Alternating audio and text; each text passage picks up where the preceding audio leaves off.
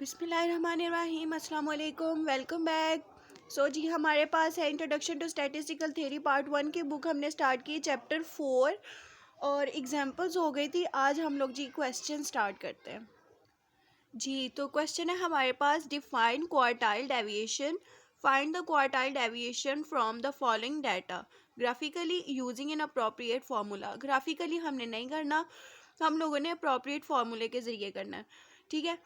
आगे इनकम जो है वो उसने हमें दी हुई है, टेबल जो है वो ग्रुप की फॉर्म में, और जो है जी अर्नर्स, नंबर ऑफ अर्नर्स, ये हमें उसने दिए हुए। ठीक हो गया।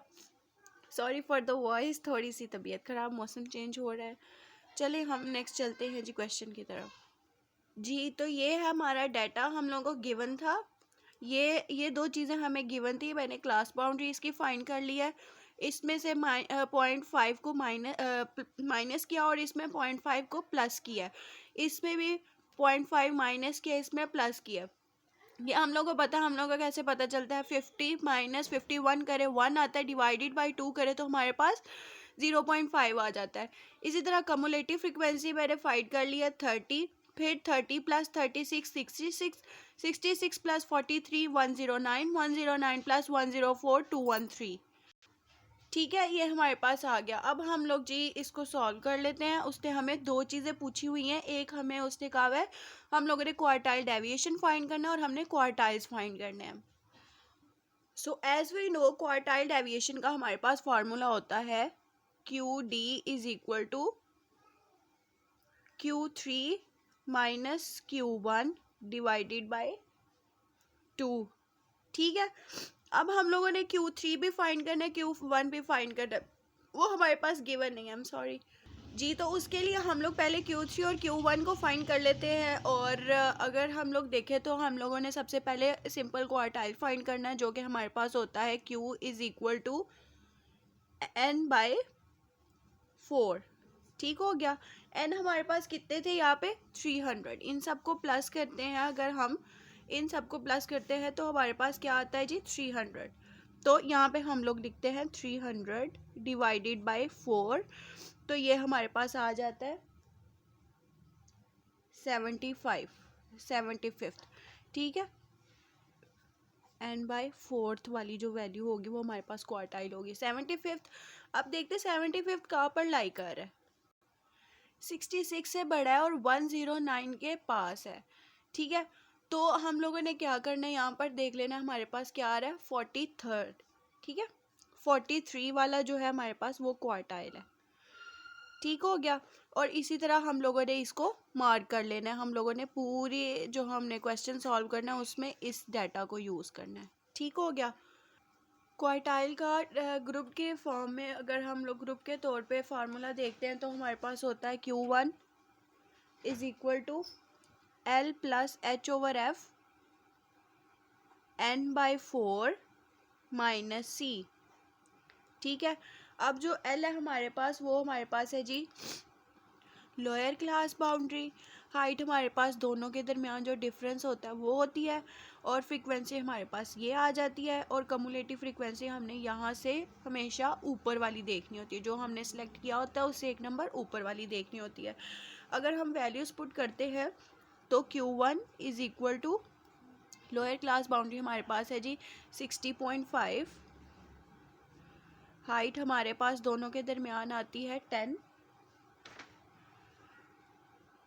डिवाइडेड बाय F हमारे पास फ्रिक्वेंसी आई है 43। N हमारे पास जो है वो हमारे पास है 300 divided by 4 minus cumulative frequency एक नंबर ऊपर वाली देखें तो 66। ठीक हो गया।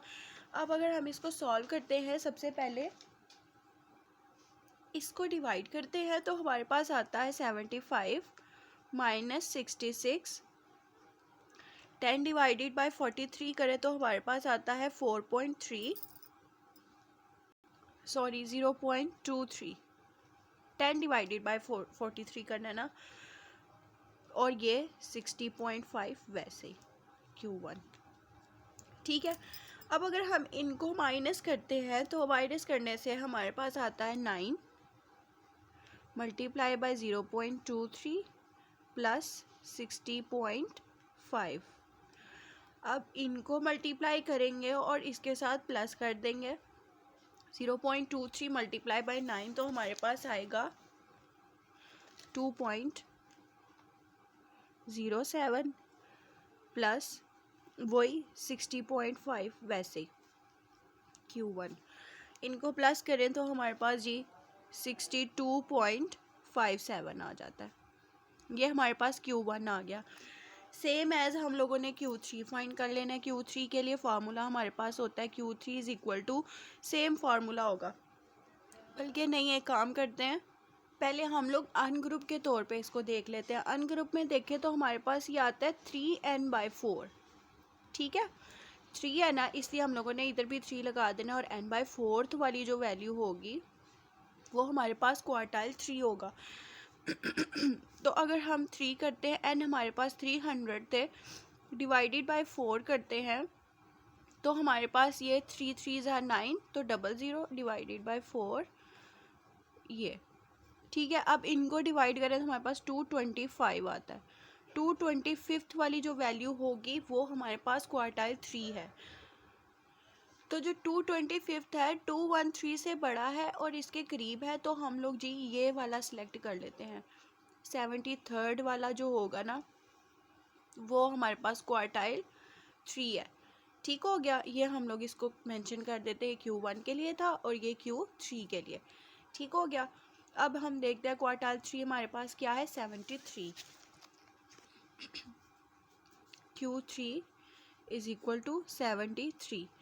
ठीक है, अब हम लोग ग्रुप के फॉर्म में देख लेते हैं। ग्रुप के फॉर्म में हमारे पास फार्मूला होता है Q3 is equal to L plus same वही H/F